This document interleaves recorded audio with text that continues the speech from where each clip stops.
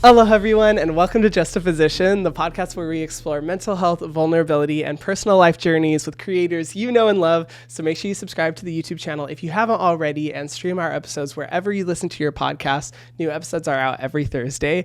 And today's guest, oh my gosh, us meeting has been a few years in the making. I am so freaking stoked to have this person on because I've looked up to her for so long. I religiously consume your content. Not even kidding. I watch every video you come out with, and I'm so excited to introduce to you all, if you don't already know already, the one and the only Jessica Kent. Thank you so much for coming on the podcast.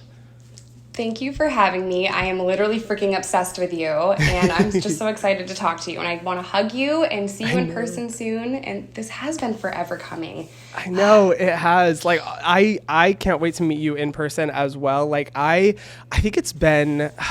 Has it been already like 2 years? It's been a long time. Basically, our first introduction, I guess you could say, is that during like the first kind of course of my reaction videos, I saw prison skincare routine online, and I was like, oh my gosh, this is amazing. I am so interested. And as someone who is I'm personally passionate and very interested in learning about prison reform, and that's just something I'm interested in, I was like, oh my gosh, I would love to react to this video. What I did not expect is to fall in love with you, even amidst the shocking things in that video.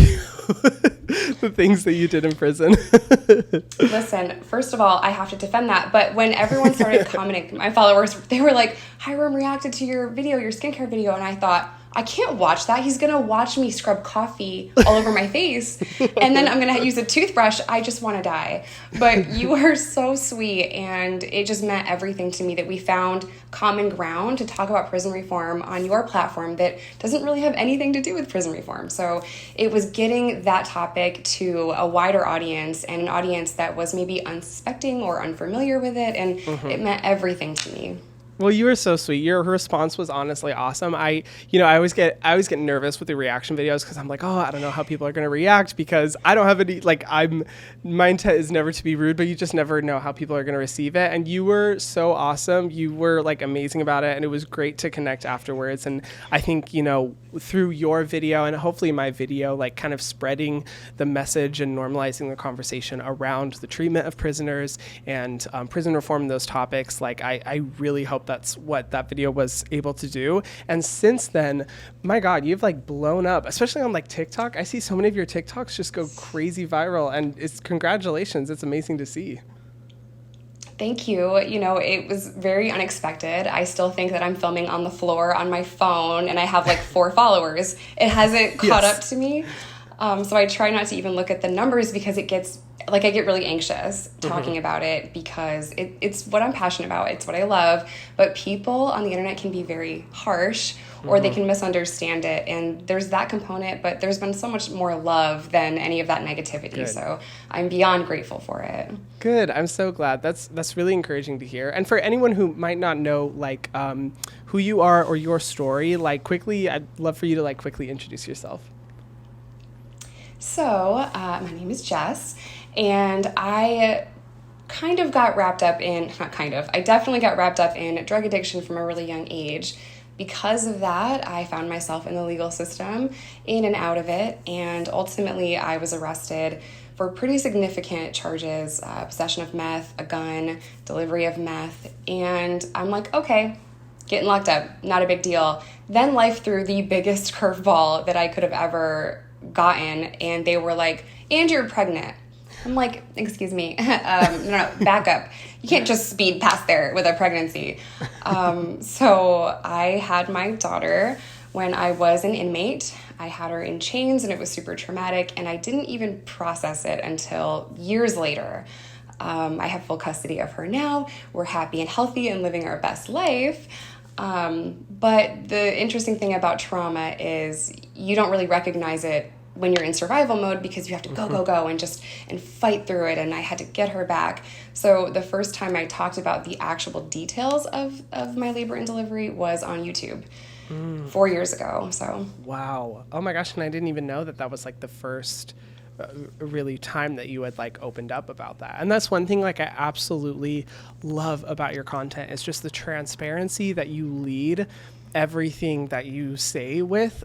Like everything you talk about is so raw and vulnerable, and really like inspires me a lot to be even more transparent about things like mental health, personal struggles, let alone related to the personal traumas and experiences that you've had, whether it was during the course of, you know, your time that you served, or even after the fact and, you know, recent life, and so many things that you've been through. You just have this level of transparency that I think is one of the main reasons that people love you and love your channel so much, is that it really does feel like they're connecting with a close friend. So thank you for doing that. I mean, we're going to jump into the questions because I have so many to ask you, but I first want to start off with some fun rapid fire questions just to ease into the conversation.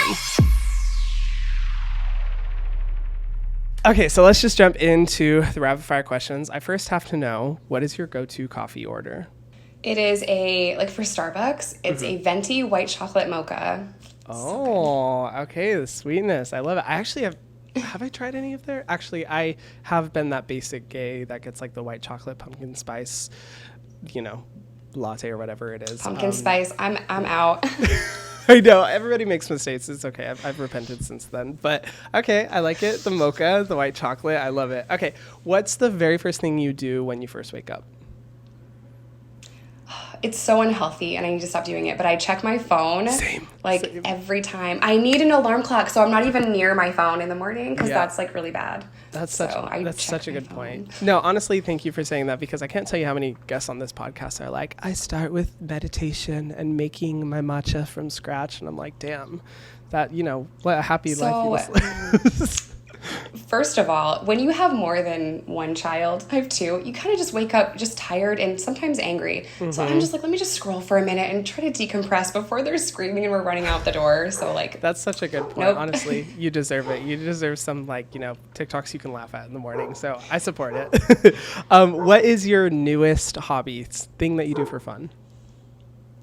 So I have recently gotten back into art. So I do a lot of textured art or some like weird paintings. I'm not very good, but it is really fun. Oh, I love it. Well, I mean, who cares? I think the main thing with painting is not about like the actual like talent or the quality behind it, but more so like the meditative benefits and like just the enjoyment that you can get out of it. Oh my God, you have to send me some of like pictures of your work. I would love to see that. Absolutely not.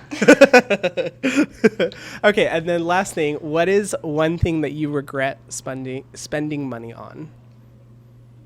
Oh my gosh. One thing I regret spending money on. I don't know. That's hard. That's a hard one. It is tricky. Probably like my need for makeup that I don't use. I know I'm not going to use all the eyeshadow, but it's so freaking pretty. So probably all of the eyeshadows. I feel like we can all relate to that. I personally can too, because when I was in, you know, the throes of my makeup addiction, I remember like once the haze kind of cleared and I was able to, you know, have 20/20 vision, I was like, oh my God, when am I going to use the 250 single color eyeshadow palettes that I have? Like, this is ridiculous. Like, this is way too many. They're all going to expire within like 2 years. So I feel that. But hey, at least, you know, you look good with makeup every day.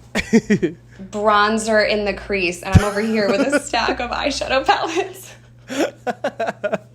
I love it. You know, it's for the aesthetic, the palettes and the look of the palettes. It's a collector's hobby. We'll justify it with that. Okay, so in getting into the questions, like you know, you're able to introduce. So you know, the majority of your content is really focused around not only talking about your time that you served, but kind of breaking stereotypes around what happens in prisons and the legal system. And helping people to kind of understand what, a lot of what, honestly, a lot of us don't know about unless we have actually, been in the system, fallen victim to it, or are a part of groups or communities that are, really negatively affected by it. And it takes like a huge amount of courage and vulnerability to be able to share your story online, talk about your life experiences in that way. Especially considering that, people have always considered and still unfortunately do consider those topics to be kind of taboo. Like, oh, you don't want to talk about those experiences. You don't want to talk about your time that you spent there. And you do the complete opposite, which I think is so inspiring. And what drove you to initially start sharing your story and be that open and vulnerable about it? I think there has to be a little bit of crazy in there to open yourself up like that. And I was really intimidated by YouTube 4 years ago because I saw just the most beautiful people with, beautiful lives and their beautiful houses and, like all of the queens, Jackie Ina and Raw Beauty Christie. I mean, she's a little more vulnerable and I love her so much, but all these, Jaclyn Hill, these beautiful creators. And I'm like, their life looks hella different and perfect and I'm obsessed with them. So how am I going to fit in this space? And then one day I was fired from my volunteer job where I would film little videos and I would send them to the prison that I had just been released from. Oh, wow. And I was fired because the one guy left, a new girl came in and she didn't like that I swore and it was the South. They wanted me to incorporate Jesus. I'm like, listen, that's not me, fam. So it didn't work. And I thought, I thought that was my purpose and that's taken away from me now. So what do? I have a lot more to say. So I decided that I was going to film 7 videos, just 7, and I'm going to post them. They're going to be called Heroin, My Road to Recovery. And if people see them, cool. If they don't, whatever. After like 4, I'm like, Jessica, you cannot film your life story in 7 videos. And this is actually really cool. So it just took off from that little idea of I have a lot more to say, just lost my volunteer job, and also 7 videos, my life is crazy. I need a whole timeline for that. And people found them and they were blown away by it. And I'm like, are you sure? You can unsubscribe. It's fine. You don't have to watch it. Like, bleh, sorry. And I still kind of feel that way, but it was just a reaction to knowing I had a lot to say. And in doing that, slowly but surely, I got more confident with it, more comfortable on camera, and more understanding of the impact that it could make. Mm-hmm. Oh, that's beautiful. I didn't even realize, what a cool opportunity. I mean, screw that place for firing you, but what a cool opportunity that it allowed you to kind of find what your purpose was, what your passion was, and that it was able to turn into something like YouTube afterwards. Because I think a lot of people get intimidated or scared by putting their stuff out there online for the world to see, or in my personal experience, get intimidated by just the process of filming and being in front of a camera. And so you being able to find that as your purpose and passion, and then be able to recognize the impact that it can have, is so cool, because your videos have had such a huge impact, not only of course on your audience, but on me as a viewer, in helping me really understand so much more about what goes on that, to be honest, in my day-to-day life, I would have no idea happens, because I, personally don't know a lot of people who, have been a victim to that system, or who have kind of similar life experiences to you. And so being able to hear it from you is it just opens my mind, and I think it opens so many people's mind, which is so important. And that's one of the things I had kind of touched on in my reaction video that I did. What I remember filming that and just being like, okay, people are going to have opinions, as I'm sure you are fully aware of. People are going to have opinions about this, about, the prison system, and about people, who end up in the system. And I was like, how can I use this as an opportunity to talk about, the mistreatment that so many people do face, and a lot of, the misconceptions. And so I touched on that a little bit. I feel like I wasn't able to fully get into it, but if anything, I wanted to drive people to your channel so that they could get a more open mind. And I wanted to ask, what are some misconceptions people have of you because of the time that you were in prison, or that they have of prison or the legal system in general? So I would say, like, the most common thing that I hear when I'm filming, like, really sensitive videos where prisoners, inmates are being abused or beaten or starved or hurt in any kind of way. When I talk about really hard topics, people tend to just say, you just shouldn't have broken the law. Just don't go to jail. Just don't go to prison. And I think it doesn't come from a place of, like, I don't think they're evil when they say that. I think that it's easier to just turn a blind eye because this is hard shit that we're talking about. So if they just say, you just shouldn't have broke the law, and they chalk their hands up to that, then they don't have to really, like, look at it for what it is. So that's a really big one that I try to let people know it can happen to anyone. Anyone can be arrested at any time. Anyone can be put in jail, prison at any time. I mean, we're all one mistake away from that.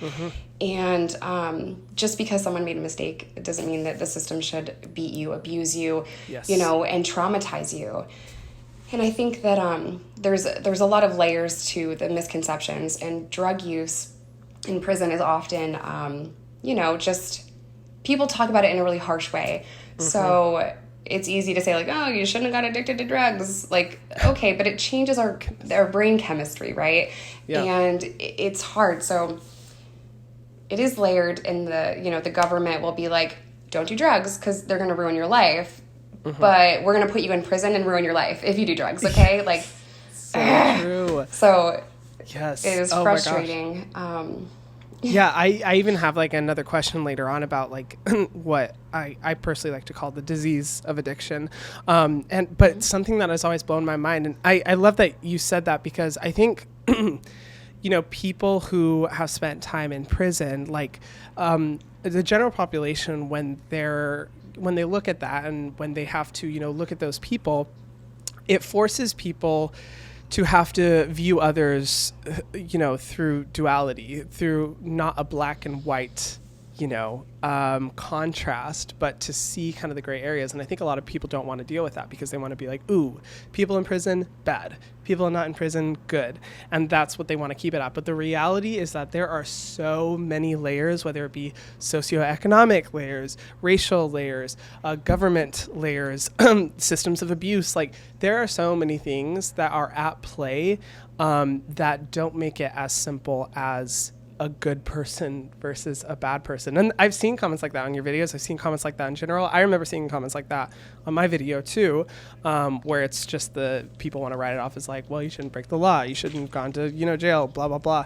And I'm like, oh my God, like, first of all, how, you know, privileged you are to be in a community and environment where that's the only thing that you have to think about. You don't have to think about how, you know, the police system or how your race or how, you know, your poverty level can so easily lead you into the direction of being abused by the law. It's, you know, there's so many factors to it. And so I love that you touched on that. I think it's really important. And like you said, the thing that blows my mind is, like, why are we putting people who are addicted to drugs in jail in a system that will only probably worsen their addiction, that is proven for people to just immediately come out of prison and go right back to it, and offers no therapy, you know, services that are able to turn their life around, mental health treatment, like nothing. It's ridiculous. I mean, did you see any of those services in your time? So the services in prison are like, they're checking the box, and they're like, well, we met with her on intake day. She didn't say she wanted to unalive herself, so she's good. Or she did say that, and we held her in a cell naked for 72 hours, and she's fine now. She can go back to general population. Oh my goodness. And I didn't see, like, I didn't have actual therapy. I didn't learn about my trauma that I had endured, you know, previously. I have basically been in survival mode my whole life, and I didn't understand how that affects your brain. Like, your brain literally changes with trauma and drug use, and when you grow up with it, you know, it's hard to unweave that web, right? So no, there's really no services, although there is a psychiatrist on the grounds, and there is these classes that you do, but I got nothing out of them. Also, the guards will sell you drugs and alcohol, so you can get it. People bring it in. So, like, I'm here for selling drugs and doing drugs. but you're going to sell me drugs so I can get high here. Well, of course, we want to do that because we're isolated and we're alone. We're in this dark, depressing, horrible environment, a environment that is very much, you're in survival mode for food, for basic hygiene, for everything. So of course you want that escape. Of course you want to make hooch or prison wine so that you can, just escape for a second. It is very, very negative. Yeah, absolutely. People, I think, tend to not look at kind of the root issue, the underlying problems that are kind of perpetuating these issues, whether it be, addiction or, drug abuse or, the type of things that are going on within the prison system. And that's what annoys me so much is people will just be like, oh, drugs, bad, addiction, bad. And not once are people being like, well, why is addiction present? What has happened in their life to make people believe that addiction or these, really damaging substances are the only thing that they can turn to in times when they are hurting. And I'm curious, and you can be as open or as close as you want to in your responses, but I'm curious, with your personal experience of, dealing with the disease of addiction, and how that kind of, led to what happened later on in your life. What was that like for you? Was it kind of due to your childhood environment, traumatic experiences that kind of led to that initial issue with trying the harsh substances and then getting into addiction? So I grew up in a very poor town. It's like 200% below the poverty line in upstate New York. You've never heard of it. I grew up in Section 8 housing, and that's not an excuse for selling drugs, but it was a means to an end. And even though I knew that that was illegal and that was bad, I was like 12, almost 13, when I started using alcohol and then pills very quickly, and then I started to sell substances. And it wasn't an uncommon thing for the environment that I had. It was just kind of, whatever, you got to do what you got to do. Yeah. And, I've always struggled with depression and suicidal thoughts. And I didn't have any, knowledge of the disease of addiction when I was 13. I'm 33 now, so it was a very different conversation all those years ago. So I didn't understand the long-term effects of that. I didn't know that I thought I was broken. I thought there was something severely wrong with me because I was so depressed and I was suicidal and had attempts. And everyone was like, just chill, just stop it. And I'm like, no, yeah, for sure. I'm fine. Everything's fine. Yeah. And I realized, I feel really good. And I'm not socially awkward and weird and uncomfortable if I'm drinking or using drugs. I am a very awkward individual. But on a substance, I'm like, oh, I'm chill and I have money and I can hang out and I'm not isolated alone in my room. And growing up on that was really hard. So when I got out of prison at 26, I don't know. I didn't know who I was. I didn't know anything about myself. I had to learn who I am, what I like, what my style is, what my views are and how I fit in the world. You're supposed to do that as you're growing up. But yeah, it really stemmed from mental health and environmental factors.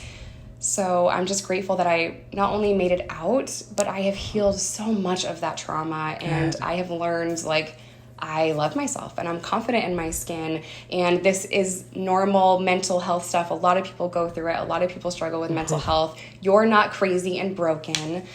You just lack serotonin, which is not great.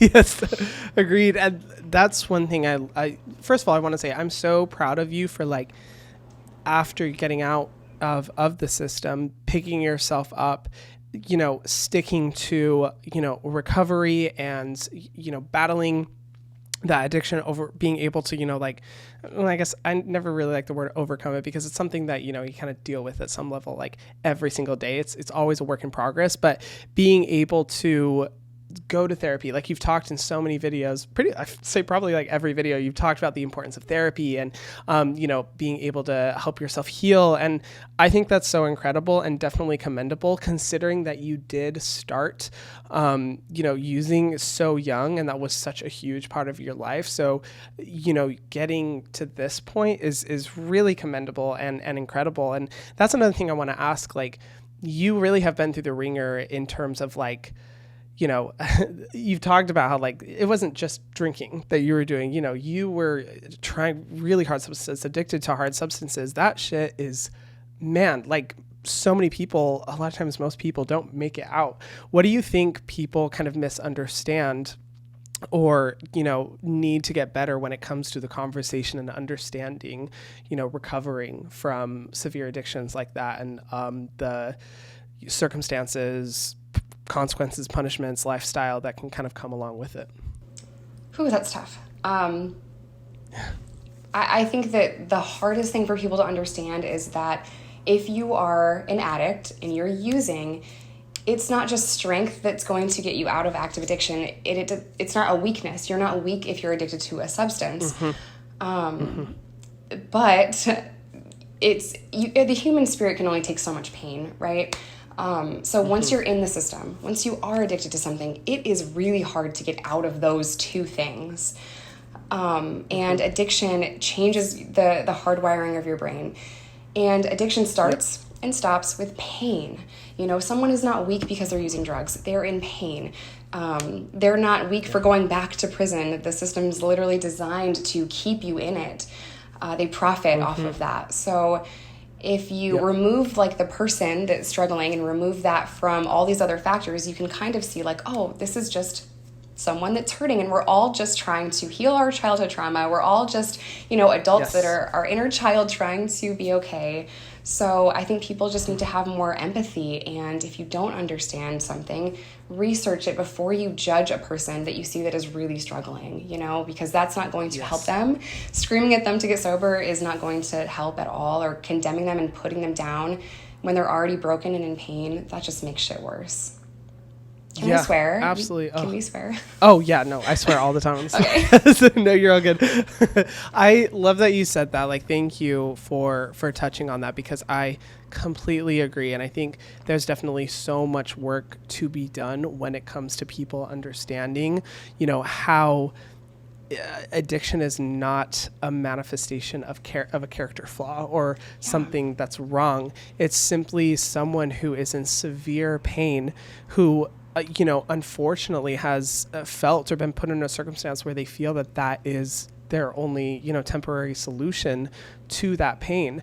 And that's why it breaks my heart to see so many people in addiction, not because I kind of, see myself in that. Like, I'm with my childhood trauma and with the pain I've been able to experience, I'm just like, oh my God, like that level of pain where they, you are thinking and you feel like really your only solution is to be able to turn to that as a temporary distraction or a temporary band-aid to the pain. I'm just like, they must be struggling so much, and they need, I want them to be able to just escape that pain so badly. And I think there's a lot of work that needs to be done when it comes to understanding it. I will say though, and I'm curious to hear your thoughts on this, I feel like even just in the past few years, maybe it's TikTok, I think it might have a lot to do with just how more normalized the conversation around addiction is becoming, and because of widespread issues like, the fentanyl epidemic and different things like that. I feel like a lot more people are talking about addiction from a less stigmatizing standpoint. And even when I'm like watching content on TikTok and I'm, it's talking about, I don't know, those celebrity and their battle with drugs or whatever it may be, so much of the comments and the discourse that I see is constructive and positive and understanding and like, oh my God, that person, I feel so bad for them, they must be struggling. Whereas I feel like even just 10 years ago, all that I would see surrounding addiction was like, that's disgusting. How dare they? Why would they do that? They're a terrible person. But from your viewpoint, would you say that it's improving? Is the discourse getting better? So as someone that was in active addiction for 10 years, and now I'm 10 years into my recovery, it is night and day. It's so different. Good. I was shunned as a child. I was a young teenager, I was put down and condemned and shunned by adults. And they were harsh, they were really harsh in trying to get me to go to school every day and do what they want me to do and do the homework assignments.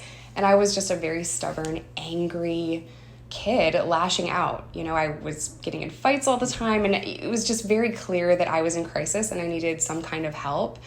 And now I see things so much differently. So my kids are in school, and my daughter, she's 10, she has ADHD. So they're not keeping her behind, and because that messes up a kid's social life. So they're helping her, and she has textures and different seats, like a bouncy one, and she's moving around in the classroom. So cool. She can stand up, and she's got a squishy chair that she can sit in. So they're understanding of mental health a lot more. So it gives me so much hope that this generation is going to be the ones to break generational trauma and set up a much different environment for kids. And the conversation of addiction is definitely different because we're understanding mental health a lot more than we ever have. Yes, and that's what it comes down to. It's mental health.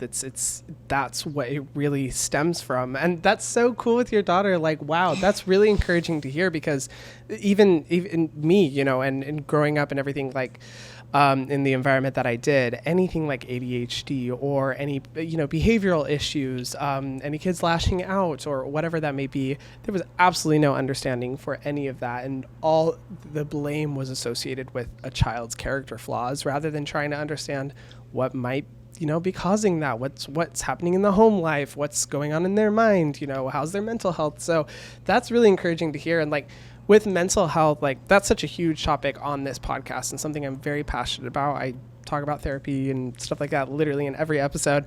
And I'm curious, obviously being in prison can take a huge toll on a person, particularly with mental health, I imagine. And coming from an environment like where you grew up, obviously there's so much trauma. There's so many childhood difficulties, and clearly it was very rough. And then being thrown into the prison system, I feel like would only make it even worse. And so what was your mental health? Were you aware of the importance of mental health when you were spending time in prison?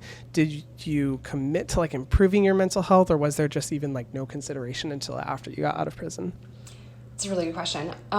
So the last time that I was locked up, it was so different because I was pregnant and also in denial, literally in labor in denial. I'm not having a baby. This is not real.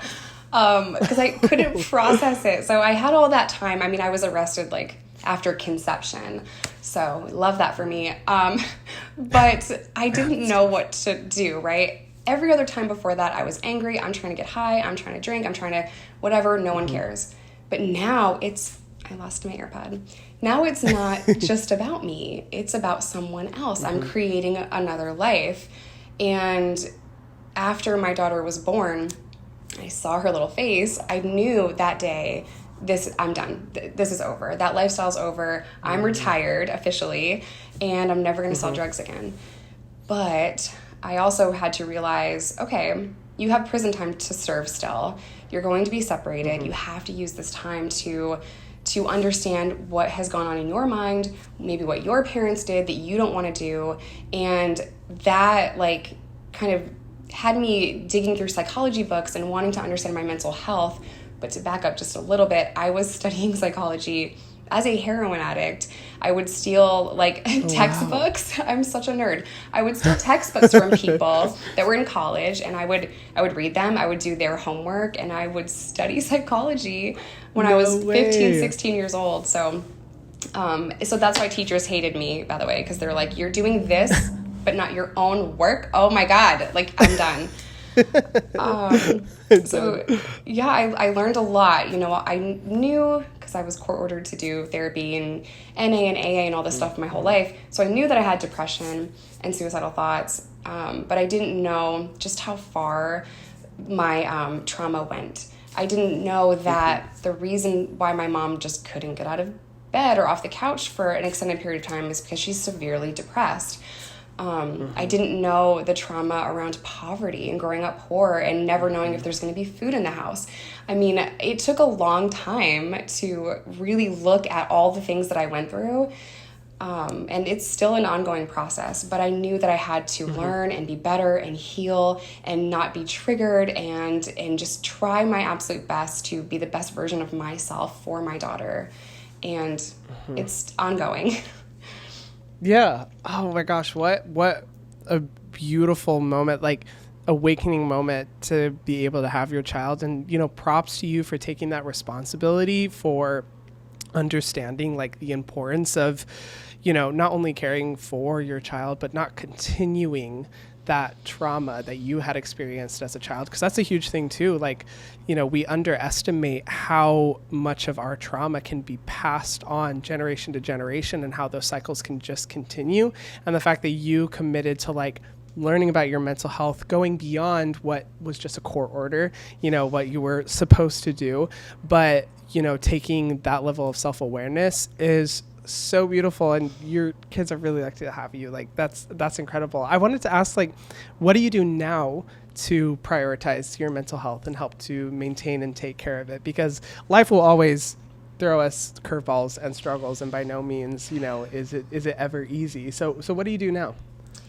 Okay, so I feel like I have to put this little disclaimer here because I don't want to confuse anyone or mislead anyone, but I was in abstinent-based recovery for 7 years, meaning that I didn't take any kind of substance for my mental health. I didn't do anything. I just did some counseling, some therapy.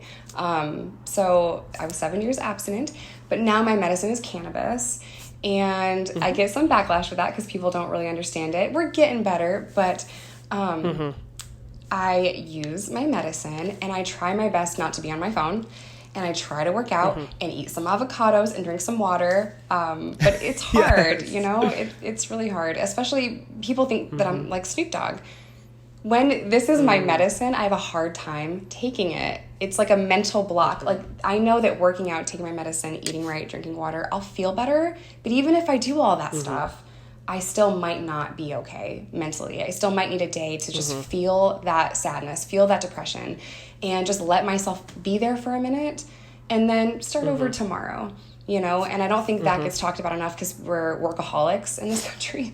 So they're like, go, go, go, just work it out, just get in the gym and you're fine. Okay, the gym sucks, first of all. It's torture devices, and that's not going, it's just masking it, right? So I let myself be in those emotions, and then I do my best to pull myself out of it. Oh, I love that you touched on that, because I have never believed or supported the notion of judging someone else's recovery journey and judging the things that they know will be able to help them best to keep them at the best mental place. So I think anyone who criticizes alternatives to abstinence only recovery is ridiculous. But I also love the comparison that you drew with it being medicine, because I, at some level, I somewhat relate. I have, a medication I'm prescribed that I'm always supposed to take every day to help with my mental health and with my mental clarity. And I so often, because I feel like you're a strong-willed person, you definitely are, but I feel like we can relate on that level. I'm always the person who's like, I don't need to take it because I'm fine. I can do this on my own. I don't need support. I don't need help. I can do it all by myself. And it's like, no, bitch, you cannot. You cannot do this all by yourself. And that's where I can totally understand where you would see using cannabis would be kind of treated mentally as like a medication that maybe you wouldn't want to take. And I think that's something that people need to realize, is that, every recovery is different. You've talked about that so much on your channel. Every recovery is different. You can't judge someone based off of what they have found over time, especially over 7 years, has found works best. And, whatever is yielding the best results, whatever is yielding the best mental health, that's what you need to be doing. So I'm glad you've been able to find that, and you are pushing yourself to be in those slightly uncomfortable positions that, are pushing you to be better. That's super cool. Well, I love you for saying that. You said earlier that you had ADHD. So I'm interested to know, do you just forget to take your medicine sometimes too? Oh my God. literally all the time. Well, I forget everything. So when I say everything, like, it is so bad. I forgot multiple things to film today. Like, every day is usually a process of like 4 times looking for my keys because I lost them. Like, it's so bad, let alone all the other ways that ADHD affects me. I forget to take my medicine, and I have the fucking audacity to be like, I don't need my medicine. I'm fine. Like, my ADHD is under control. Is it the same for you? It is the literal same. And like, I can't take like an SSRI because you have to take it every day or it doesn't work, or you go into like detox and I'm like, wait, I'm sorry. You want me to take something every day to prevent, like, to help my mental health, but my mental health is not mental healthing and it doesn't care. Like, I lose my keys all the time, constantly just forgetting why I'm in a room. I will forget the AirPod's gone. I'll forget mid-sentence what I'm even saying, and it is just so crazy. Like, my brain just turns off, and you can see it in conversations where I'm just like, it's gone. What? Hi, I forgot you were here. What? But you know what? I think there is a strength to be had for our specific career path, like making YouTube videos. I'm not gonna lie, like, the majority of YouTubers I have met have bad ADHD, and I think it actually works because, like, we can just, like, you know, I feel like it keeps a video interesting if in a single sentence you talk about 20 different topics all at the same time because your brain is going like 1,000,000 miles per hour. I've learned to like utilize that as a strength. I hyper focus. You know, I mean, as like, well. I had one YouTube channel, and then I'm like, oh, I should do another YouTube channel because my life is different. Oh, TikTok. Oh, Patreon's pretty cool. Instagram, Facebook, and now I have 1,000 apps. I'm like, okay, I'm sweating. This is a lot of work. Oh my God, I'm actually dying because I relate to that so much. Like, this year, my team had to have like a moment with me where they were just like, Hyram, stop taking on so many new projects. You keep wanting to do new things. You never want to have any free time. You're just going all over the place. And I'm like, that's literally because that is how my brain works. It is just like 10 things going all at once and never enough. And also, I feel like because I can tell from your videos, your work ethic is amazing. Like, the amount of videos that you're posting, how religiously, and especially like knowing like how much is happening in your personal life, and like the fact you have kids and like all of that, let alone like you also like volunteer for an organization as well, which I want you to talk about a little later. There's so much going on, yet you are still consistent with the uploads, consistent with the ideas, TikToking galore. Like, it's really, really cool. I definitely admire your work ethic, and I don't know how you do it with everything going on in your life. I feel like maybe that's how ADHD can help you. I don't know. I have taken a little bit of a break the past couple of weeks, but I am ready to film again, and I'm so excited to I have all these ideas, so I took a little bit of a break, but it was necessary. Good. You deserve it. I think you definitely deserve it with everything going on in your life. So no shame in that whatsoever. And I'm excited to see the next videos. Lastly, I want you to talk a little bit about just share like the organization that you volunteer for, because at the end of every YouTube video, you're always plugging it. And I believe they help with like rehabilitation and treating addiction. Tell me a little bit about that. They do pay me. I work with groups. I don't volunteer, but oh, cool. Okay. I never want to like mislead anyone with that, but. So it's called Groups Recover Together, and they believe in harm reduction. They're 420 friendly, and it just helps. It helps people in a lot of different ways. And over the years, I've had a ton of treatment centers, rehabs reach out to me. They've almost always been abstinent-based or 12-step based, and I don't believe in that. So I could never, take my audience, the Ride or Die crew, and be like, this is a great place for you to go. You should go there, when I've never been there. They don't believe the same things I believe. So yeah, when I finally reached out, or when they reached out to me, I think I put them off a few times because I was like, no, it's going to be abstinence. And then I started I had several meetings with them, and I'm like, I love them. Like, I love them. Even if they can't help you, so cool. They're going to find someone that can. If you need clothes, a driver's license, help with 1,000 different components that it takes to get your life back on track, they are just all in. And I'm just so blessed to know them and be friends with them and work with them. And I could not have found a better team of people. So I think that we've been able to help, I forget the exact number, a couple hundred people find recovery through them. And nice. I know, it's incredible. That is so cool. Like, look at the impact that you're making. That is incredible because it's so beyond just videos and YouTube. Like, you're, able to help really change lives, and especially in a sector, in a space like recovery rehab, which is it's complicated and it's iffy, and it's not always about true recovery and connecting people with the resources that are best for them. How awesome that you are able to find one that you can really believe in and connect people with that. And by the way, anyone who's watching on YouTube, I will have the organization linked in the description box below if you want to check it out, or if you need any help in any of those areas, because I, from what I've been able to hear from you and from hearing about it in your videos, I think it's an awesome program. But I just want to say thank you so much for coming on the podcast. Like, I loved this conversation because, first and foremost, your vulnerability, but also your true desire just to want to help people and make a positive impact in that way. I think it shines through in your videos. It shines through in talking to you as a person. And I think you're so aware and open-minded and really just care about wanting to help people. And you're doing that through sharing your stories. So seriously, thank you. I'm seriously so inspired by you. I love you so much, and thank you for having me. Are you in LA now or Hawaii still? Actually, so I'm in Hawaii.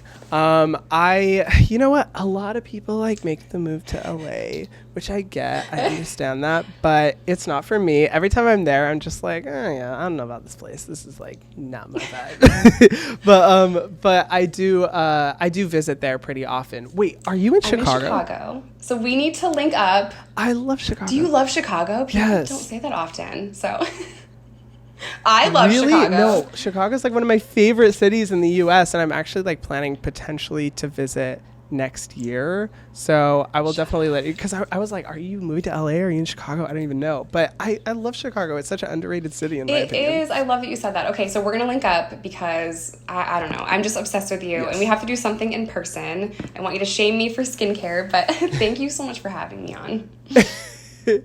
Oh my gosh, yes. And that's another question I wanted to ask too. Usually I start the episode off with this, but you know what? We're going to end it with this. Tell me about what your skincare routine looks like now, because, spoiler alert, if you haven't seen the prison skincare routine video, there was a lot of coffee scrubs. There was a toothbrush on the face as well. But you know what? You do what you got to do. I was trying to survive it. I have really dry skin. So right now I'm using the CeraVe face wash, and nice. I know that's nice. Because of you. And I like the water cream, is that what it's called? From Tatcha. And I'm using a Sunday Riley eye cream thing. I just finally got all my bougie stuff back. And then First Aid Beauty for the hydration, because it's really dry. So I think that's everything. Oh, and an SPF, because you will hurt me if I don't use it. Okay, good. I was I was freaking out for a second. That is a stellar routine. I like the Sunday Riley Auto Correct Eye Cream. That's a great one. First Aid Beauty Moisturizer.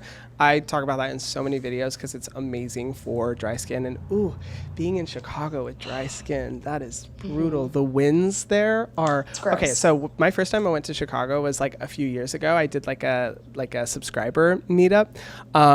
And it was in the middle of winter. And I remember walking downtown Chicago and walking into a street that faces the Great Lakes.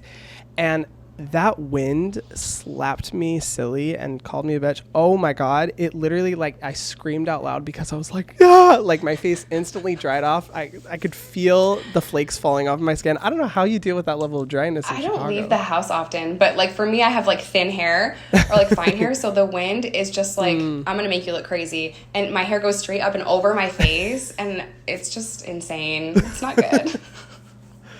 Oh my God, full emo girl moment.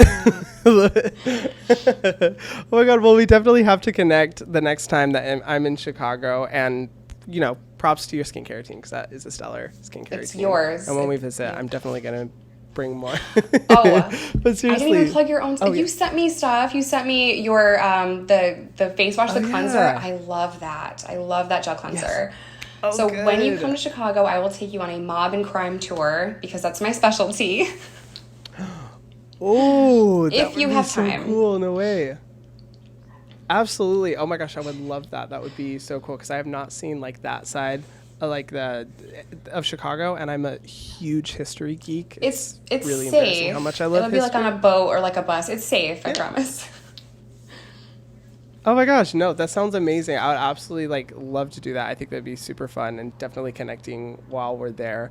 I mean, thank you so much again for coming on. This was super fun. Where can people find you on social media? So on Instagram and TikTok, it's JessKen12, one S, and then on YouTube and Facebook, it's Jessica Kent.